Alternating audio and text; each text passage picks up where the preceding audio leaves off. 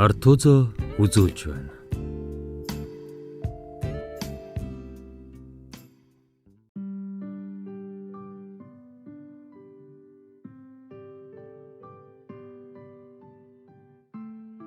Шаазгай алаг тууж 2 дугаар бүлэг. Өглөөний анир нам гүм. Санжуугны зүүн совон биелэх энэ өглөө Тэнгэр хангаа нэг л сайхан байхажээ. Хаврын нарны улбар туяа шаргал өвс халиурсан талыг туулж баран алдах бөгөөд өглөөний анирын чимээг эвдэж адуу мал унгалдан нойрносоос ирсэн шаргал тал адууны хөлд нухлагдана. Хаврын дунд сарын сүүл учир эдггүй унаглаж байгаа үе. Талаар нэг тархсан олон адууны зүүн талын захад таруухан бэлчих бараан голдуу адуун дотор нэгэн хээргүй унгаллаа. Босох гэж зүтгэн дэнжигнэх хээр алаг унаг хорвоод мөрөө үлдээх гэж тэмцэн зүтгэж гудчин унаж ахин зүтгэнэ. Алтан туурайн дээр арай хийж тогтсон тэрээр энд тэнд гიშгэлэн эхийгээ гидсэн доогуур нудчин ангир шар уурга амтлах гэж нудчих ажээ. Шин сүргийн гишүүний хүлээн авч буй ижил сүрг нь тогтуухан бэлчээрлэх ба зарим нэг сониучх нэг нь унгыг сонирхон ирж үнэрлэхэд их нь унгандаа ойртуулах дургүй чихээ хулмайлган харамлах нь үр түл дамтны хармын сэтгэлэж. Нарийн зүрэг зам шилээр нь ороосон ухаа толгод уудам хөндийн зүүн бэлд цайвалзна. Ухаа толгодын зүүн өнгөрийн хашаатай өтөгт цавцааж цайран харагдах хоёр гэрээс аргалын утаа цайвалзан суунаглах ажээ. Хоёр гэрийн гатаах уян дээрээс мордсон нэгэн морьтон уудам хөндий дүүрэн адууг чиглэн урт уургаа сунуулзуулан халтар морио сарваатал хатруулан одваа. Тэрээр хөндийн олон адуун дундуур зүсэн гарч энэ их олон адууны зүүн захад бэлчих бараан голдуу адуун дээр очлоо. Дөнгөж хөл дээрээ тэнцэж үсэн хатаагүй алга унаг дэнжигнэн эхийгээ тойрхон өхөөрдөв. Тэнгэрт хүрэн бүргэд эргэлдэж эхийн эхэс улан хальсыг нь идэхээр эргэлдэх ажээ. Адуун дээрээс ирсэн нөгөө морьтон морниосоо бууж шинхэн төрсөн унгыг тойрон харах нь нэн их сонирхож буйн хэрэг болов. Тэр хүний хаврын нар салхинд борлсон өргөн нүүрэнд нь баярын оч тодрон буйн нэн содон харагдах ажгүй. Тэрээр бүүр завлан сууж эхэд тухтай нарахгүй унгыг харах нь хүсэн хүлээсэн зүйлээ харсан нь андашгүй. Энэ хүний нэр бол аюур химэх болоо. Тэрээр ялалтын гэгээ нэгдлийн адуучин. Адуу гэхээр амиа тавих нь халаг, харамлаж хайрладаг удмын уяач хүн. Эцэг өвгдөөсөө уралдуулж, уйж, угшил удмыг нь гаргаж ирсэн адуун сүргэн нэгдэлд нийгэмчлснээс хойш нас залуу хүний хувьд тайвширч чадахгүй, нэгдэл нийгэмд хорсож явсан тал бий. Харин ялалтын гэгээ нэгдлийн дарга шагдар гэж хүн нэг өдөр давхиж ирээд нэгдлийн адуу хариулахыг санал болгоход тэрээр угийн адуу мал дуртай хүний хувьд үгүй гэж хэлж чадсангүй. Тэгээд ч хүчээр нэгдэлд нийгэмчилсэн өөрийнх нь нэртэй 3 азраг адуу нь энэ дотор байгаа тул тэрээр нэгдлийн адуучин болохоор зөвшөөрчээ. Нэгдэл нийгэмд хэдэн малаа албан хүчээр нийгэмчилж ганц азраг адуу олон хүний юм гэж эл талд худлаа үнэн хэлж байвч авч үлдэхийг бодсон боловч чадаагүй тэр энэ бүхнийг үргэлж сэтгэл зүрхэндээ тээгээстэй.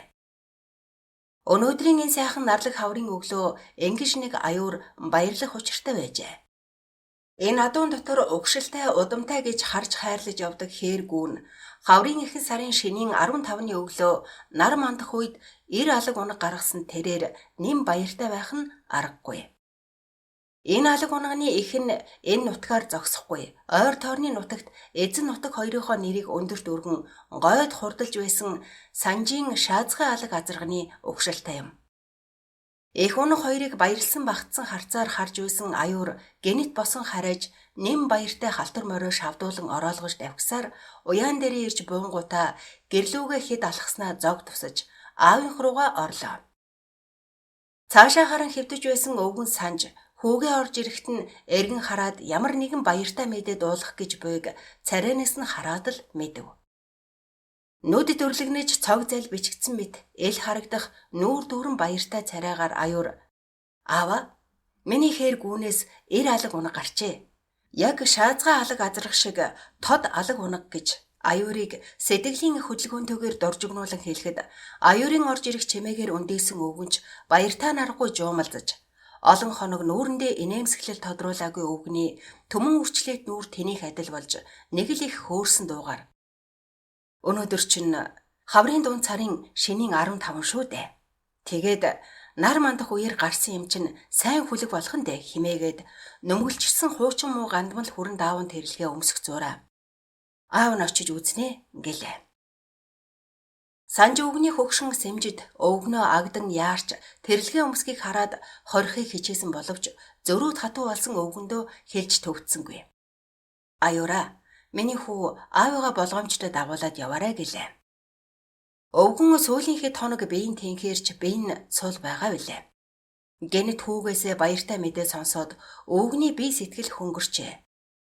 Номхон хээр морин дээрээ хүүгээрээ төшүүлэн мордоод шаргалцсан өвс нь халиурсан талын дундуур хүүгээ дахан гэлдрэв. Өвгний хүүтэйгээ адуун дээрээ очиход алг унаг хэдийн хөл дээрээ тэнцчихсэн эхийгээ даган явж байлаа. Өвгөн унгыг эргүүлж тойруулан хараад мөн сайхан унах төрж амтны цагаан хил амл хол байгаасаа да гэж залбираад хүүдээ хандаж миний хүү аавыгаа буулгатгаач гэв. Аюур аавыгаа морноос нь түшин буулгавал нас үтэл хүний эмзэг сэтгэлийн тойл болсон усан нулимс цог залгүй болсон нүдэнд нь мэлтэлцэж харагдав. Тэрээр газар сууж жаахан сэтгэлээ тайдгарсан хойно хүүдээ хандаж аавынх нь хүсэл биеллээ. Миний хүү унгаа сайн харж байгаарай.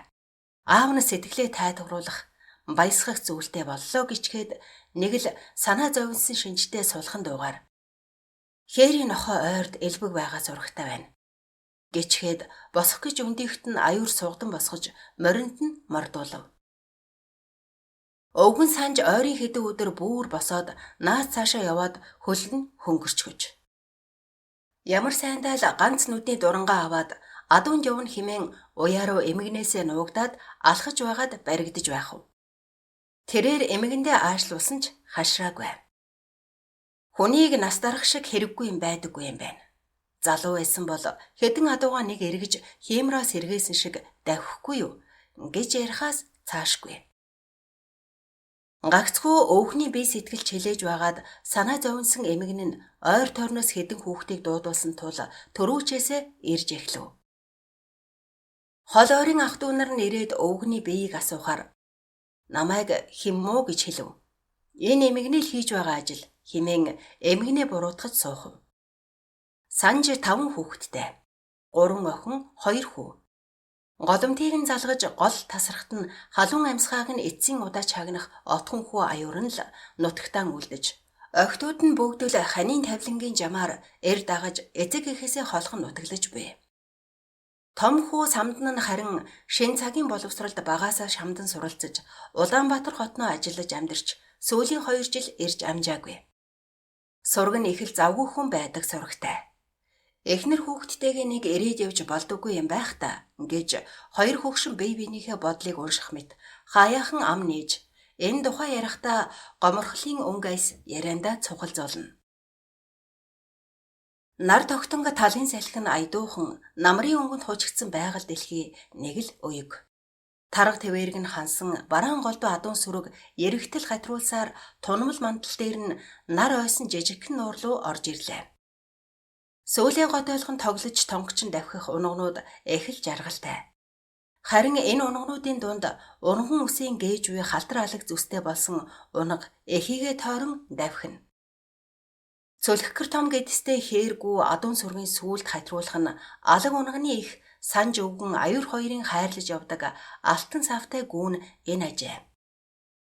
Усанд орж ирсэн адуун сүрэг нуурын усанд зөвхөн толгоогоо цухуйтал шумбан ууж гарч ирээд биеэс ихсрэн хөрвөлөө. Энэ адуун сүрэг бол ялалтын гэгээ нэгдлийн адуучин аюурын халтар азрахтай адуу бүлгөө. Удалгүй хойноос нь бөөн адуу туусан 2 хүн гол руу орж ирсэн нь нэг нь аюур юм. Тэрээр хуучин одончуу дээлээ сугалдарглан бахимхан булчинлаг гараараа нүүрэн дээрээ буух ялаа гүргэн сэнгэнтэл эсгэрэн адууга туусаар голд орж ирэв. Аюуртай цуг адуу тууж яваа 17-8 орчим насны дэрчгэр жигтэй сэргэлэн байрын шар банд бол аюурын том эгчийнх нь хүүхэд Гаваа гих бүлгөө. Шэн цагийн сургуулийн 4-р анги төгсөөд л мал дээр гарсан Гаваа бол аюурын сайн дурын туслах адуучин.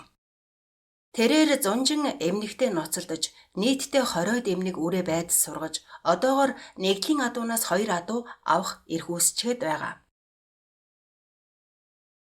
Гаваа хэдийн сумын төвийн хүүхэд ч гэсэн харваагаасаа өвөө санжинд өссөн болохоор маланд тэр дундаа адуунд их амьтай. Санж өвгөнч том зээгээ их үнэлнэ.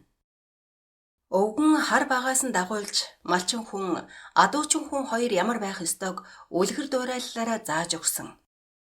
Өнөө өглөө адуунд эрт мордоход нь хойноос нь гарч ирээд "За миний хүү, аюурын халтар азрахтай адууг ойрхон дөхүүлээд ирээрэй.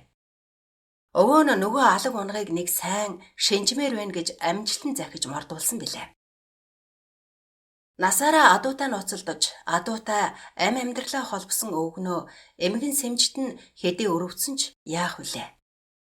Өвгний сэтгэл зүрх нь уургаа тулаад адуундаа мордохын хүслэн байвч нэгэнт бие нь эсдэлхийг өөрөө эс мэднэ.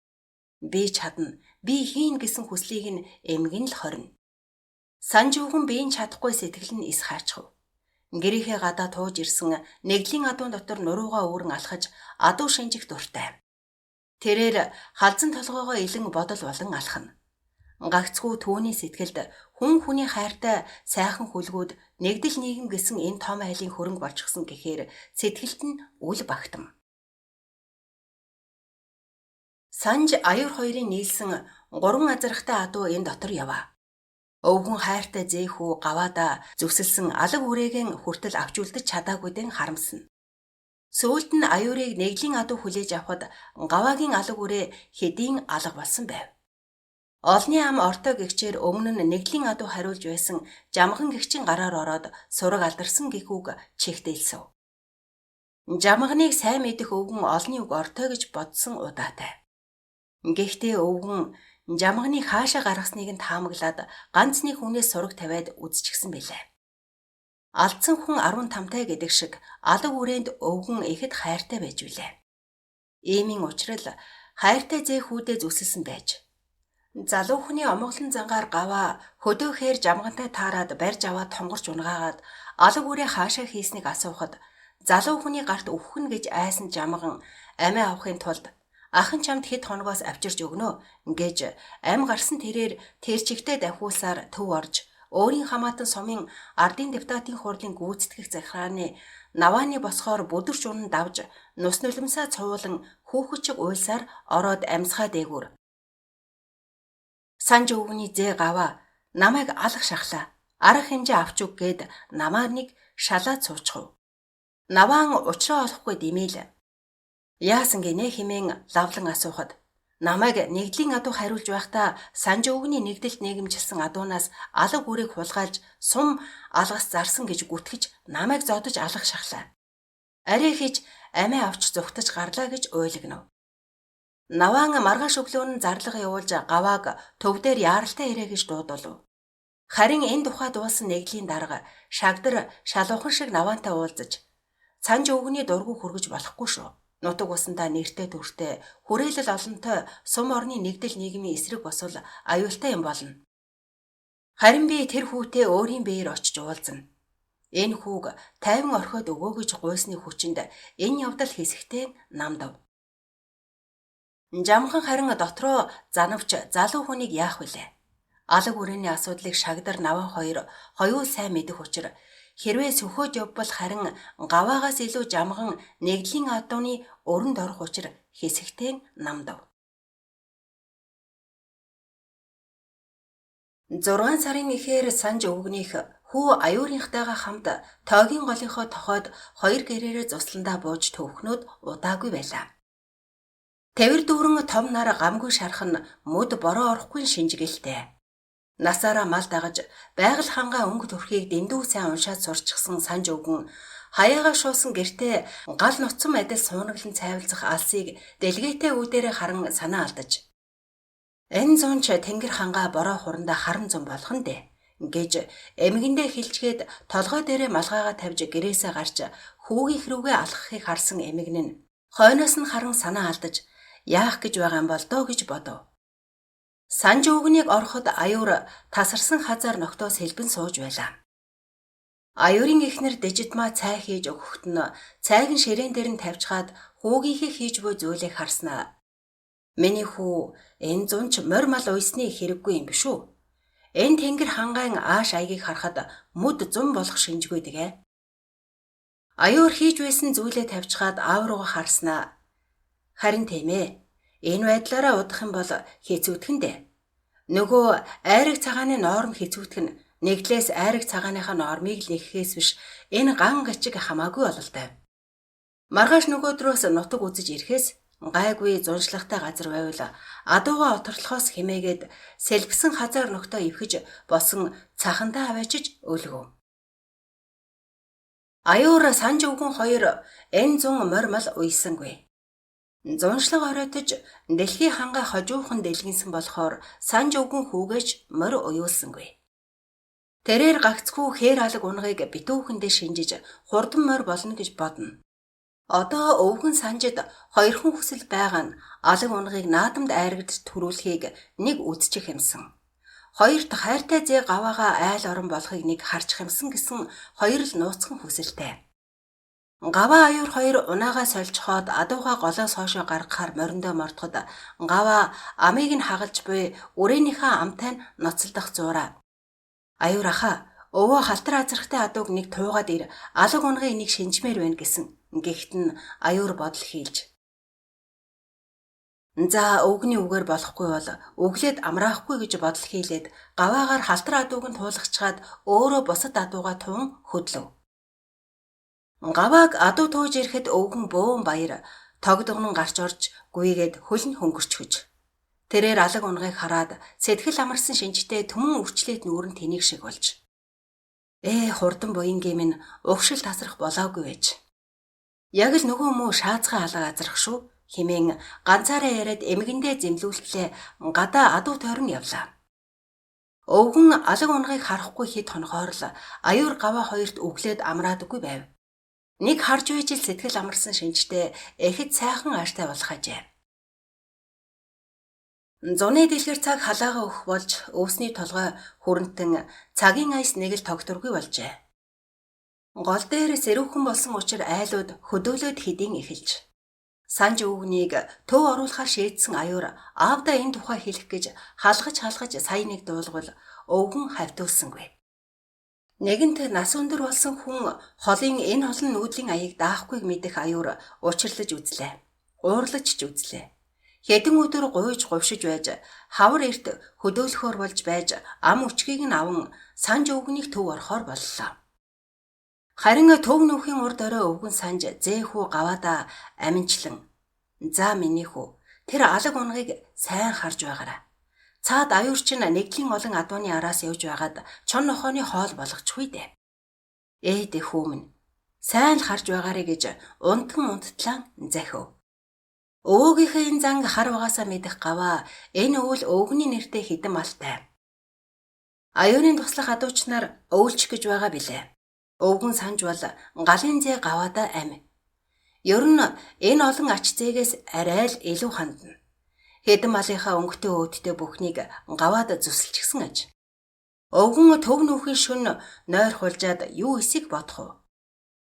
Гэхдээ тэр нэгэн цаг үед аавынх нь өгсөн алгуудын угшил ингээд дуусчихгүй гэж харамсаж байсан ч алгуудын үндсэн угшилтай хээргүүнээс эр алаг унаг гарсанд сэтгэл нь нэг л уйг. Энэ л өвгний сэтгэлийг дүүрэн байлгаж байлаа.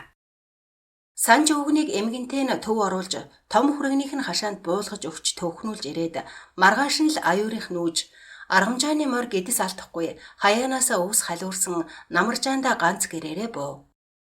Хүн малын сэтгэл үеийг намрын нэгэн өдөр аюурын уяа дүүр мордтой байлаа. Аюурын муу таван хантай гэрээг нь төмбөлцөл эрчүүдийн хөхрөлдөх дүнгэр дангар яриа адуунд явж ирээд гадаа уяан дээр нь буусан гаваад тод сонсогдож байв. Гэр дүүрэн тамхины утаа суунаглаж хархайсан эрчүүд ам хуурайгүй хууч хөрөн хөхрөлдөнө. Гэрийн баруун талын орны дээхэн талд завлан суусан махлаг 40 иргэн насны өргөн батхтай нүүртэй ир бол жамхан химээх ажээ. Тэрээр нэгдлийн адуу хариулж байгаад адууга аюурт өгсөн хүн билээ. Нэгдэл нийгмийн анхны адуучин гэж өөрийгөө цоллох дуртай тэр ам нээсэн бол араас нь угсруулдаг хэлэмгийн ёжтой өвгтэй нэгэн. Нутаг нугынхан түүнийг аманцар хар гэхэнч бий. Тэрээр суудлаа засан завлан суугаад эдэн дээрээс ааруул зөөхий авч идэх зураан аюурт хандаж. Чиний хээр гүний алга унагч бас сайхан төрсөн буяа юм аа. Сая би гол дээр баахан эргүүлж тойруулж харлаа. Сүүлийн үед морь уух эрдэм нь ориглоод байгаа гиндэн л сайн шинжсэн байх. Доохноо сууж байгаа хүн рүү харж ёжтой наргагүй хэллээ. Төвний доохон суусан өндөр янхгар зөөвөн царайтай шар хүн бол гиндэн химээх ир. Жамгантай нас чацуу, үе чацуу өхөр хон жилтэй нэгэн бөгөөд сүүлийн 2 жил гэнэт уяачин эрдэм тодроод сумын наадмаас айраг алдгаа байсан хүн ажээ. Тэр жамганы ёжтой үгний хариуг чангаан барьчих нэгэн. Тэрээр нэгдлийн төмөн сүрэг хариулж явсан адуучин хүн шинжсэн байхад нэр нь тодрох гэж ядаж байгаа муу шинхэн уяач би юугийн шинжхэв. Уяан орж уяачин эрдэм сайн байгаа цагт алга унаг ардын төрийн наадамда айрхтгийг химбэ гэхүгээд хэлэхэд гэр дүүр нь үргэлсэн инээд болж. Гэндэнгийн доохон суусан залуухан 2 ирийн нэг үгийг тосон авч. Жамган ах гиндэн ах хоёрыг үг хэлийг нь үзүүлчихсэн юм уу, хурцалчихсан юм уу гэхэд ахаад л бөөн хөхрөлтөн болов. Энэ ир бол заг дарагчаа химээх аюурын холын хамаатан. Ялалтын гэгээ нэгдлийн өхөрчин хүн юм. Жамган гэр доторх улсыг сүмхэр бор нүдэрээ тойруулан ёжтойхон харцаар харсан нь оролдчих хүн хайсан бололтой. Заг дарагчаагийн доор сууж буй залуу дээр нүдээ сүмиглэн харц тогтоож инэвхийлэн.